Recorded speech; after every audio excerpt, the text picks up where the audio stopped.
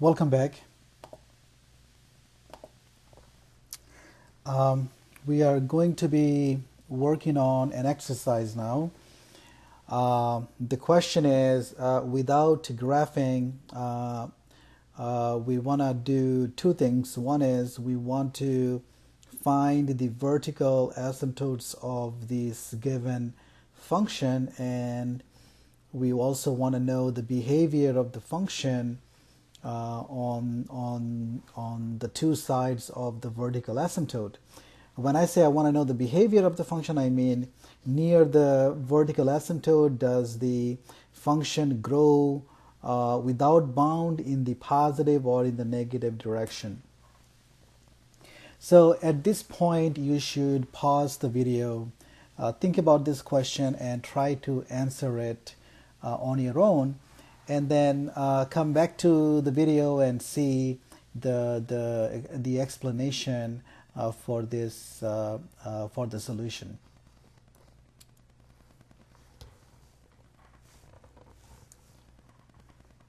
Okay, so hopefully you have paused and thought about it, and so let's see. When we try to find the vertical asymptotes of a rational function, the first thing we need to do is the first thing we should do is put it into its reduced form. So what that means is that we should factor the numerator and the denominator, and then cancel any common factors.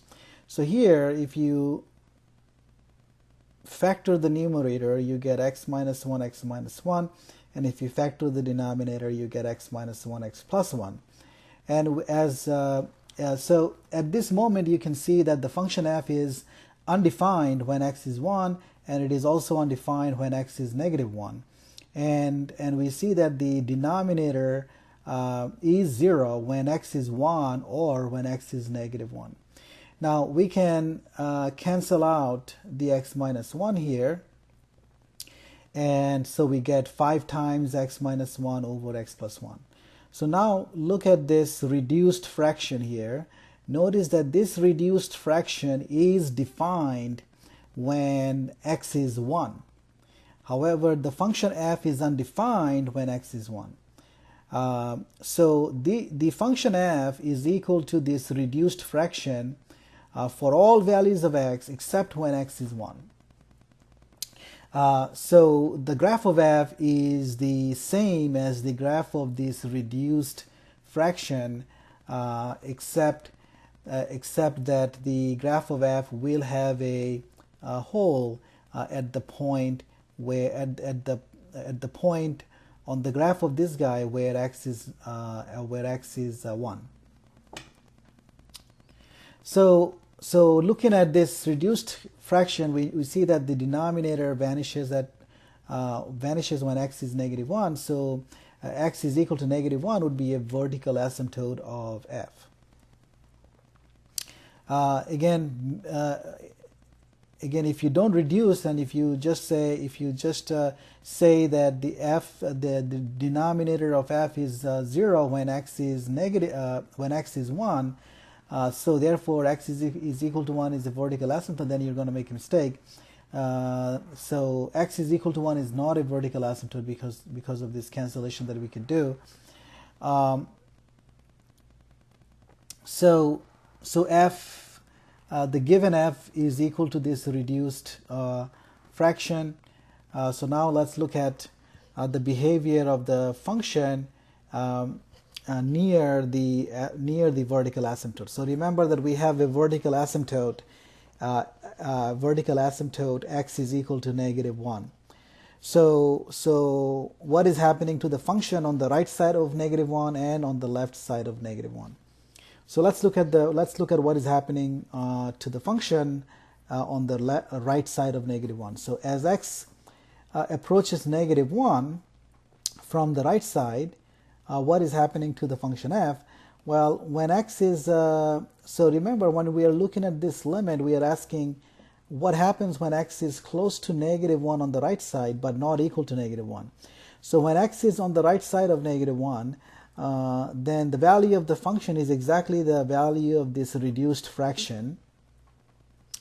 And now let's look at what is happening. So when x is close to -1, on the right side of -1, notice that the numerator would be close to -2 times 5, which is -10. So the numerator is close to -10 when x is close to -1 on the right side of -1. Now how about the denominator? Well, because x is going to -1 from the right side, it means x is greater than -1, which would mean that x plus 1 is positive. So as x goes to -1 from the right side, x plus 1 is positive and is approaching 0.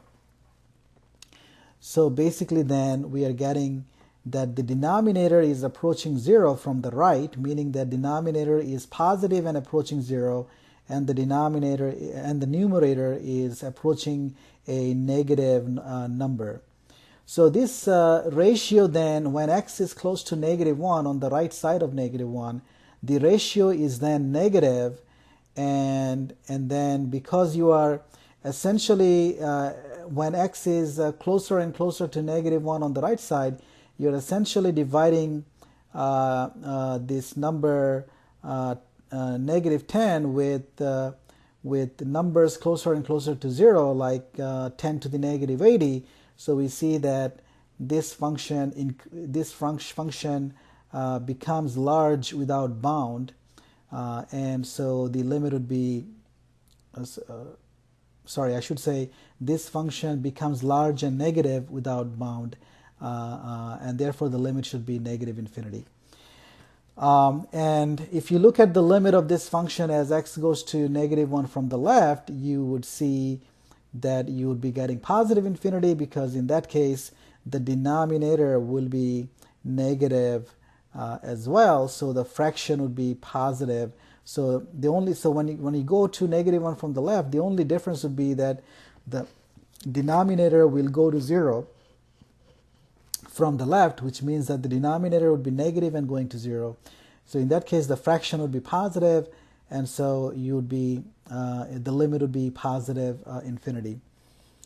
On the other hand, if I look at the limit at 1, remember that that at 1 we don't have a vertical asymptote, and if you look at the limit, you realize that as well.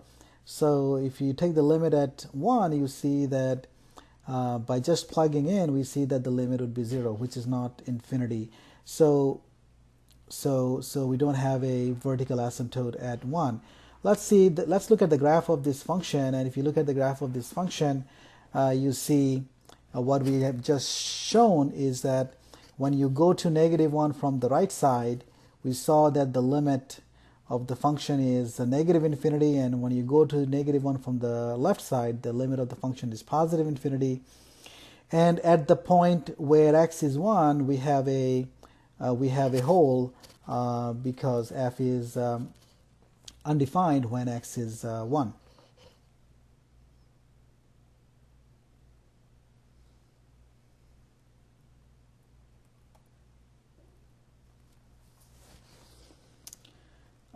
So this graph with the whole field in, this graph would be the graph of the reduced function 5 times x minus 1 over x plus 1. Okay, so I will stop here, and in the next video we will start to look at limits at infinity, and so I will see you soon in the next video.